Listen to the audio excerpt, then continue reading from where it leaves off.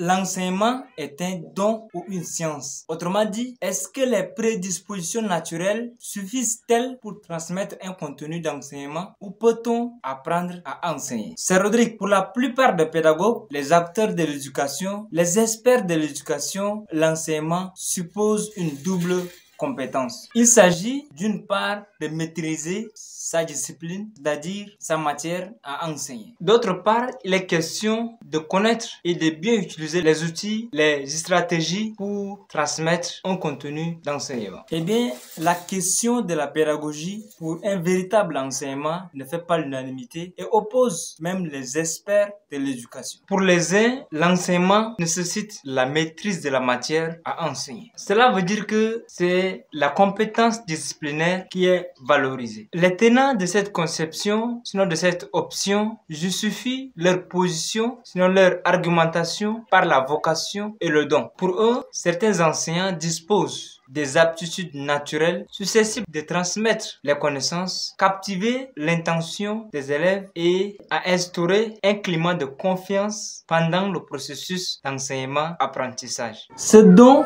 peut inclure les compétences interpersonnelles, de l'empathie, la capacité à s'adapter aux besoins des élèves, la capacité à gérer le processus d'enseignement-apprentissage. Ces qualités précitées sont innées et sont également indépendamment des outils pédagogiques. Dans son livre intitulé « Qu'est-ce qu'apprendre ?», que je vous recommande de lire, Olivier Reboul se préoccupe de la question. Il s'interroge: peut-on enseigner à enseigner? Il répond, je cite: « Je pense que non. D'abord, il n'existe pas une pédagogie, mais plusieurs. De plus, on ne peut bien enseigner les règles pédagogiques. Mais être pédagogue ne se réduit pas à connaître des règles. C'est savoir quelles règles il faut appliquer à tel moment devant telle salle pour tel individu. Il s'agit là d'un art dont les règles sont peu codifiables. » Fin de citation. Quand on se résume à cette démonstration, on se rend rapidement compte que l'enseignement est un don. Mais au-delà de cette démonstration que je suffit que l'enseignement est un don, il y a l'opposé. Et comme j'ai déjà planté le décor, la question de la pédagogie pour un enseignement efficace ne fait pas l'unanimité. Cette fois-ci, parlons donc de l'éducation comme une science. Pour les praticiens de l'éducation, les pédagogues, la formation, l'acquisition des connaissances, des outils d'enseignement-apprentissage sont indispensables pour qui veut transmettre des contenus d'apprentissage. Dans son ouvrage intitulé « Peut-on former les enseignants ?», Michel Debellay explique: former un enseignant nécessite de tirer au clair la conception des apprentissages dont il sera responsable. Le même raisonnement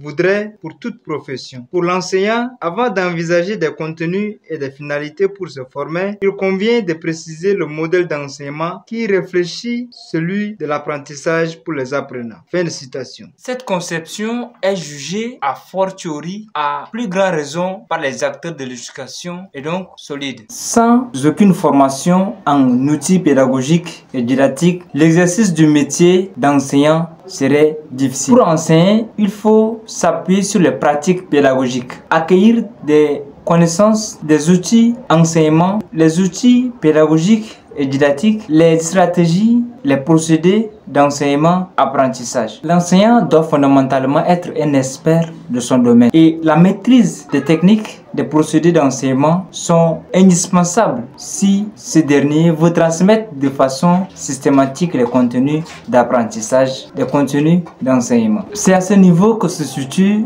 l'importance de la pédagogie pour un véritable enseignement. Je t'invite à suivre ma précédente vidéo axée sur qu'est-ce que la pédagogie. Le lien de la vidéo existe dans les commentaires. Si tu aimes cette vidéo, abonne-toi. Laisse-moi un pouce bleu pour me soutenir. Dis-moi en commentaire la conjonction, la combinaison des talents individuels, les talents naturels et les connaissances scientifiques, les méthodes d'enseignement, les méthodes pédagogiques didactiques n'est-elle pas efficace pour la transmission systématique des contenus disciplinaires? À la prochaine fois pour de nouveaux contenus, de nouvelles compétences en sciences de l'éducation. Ciao!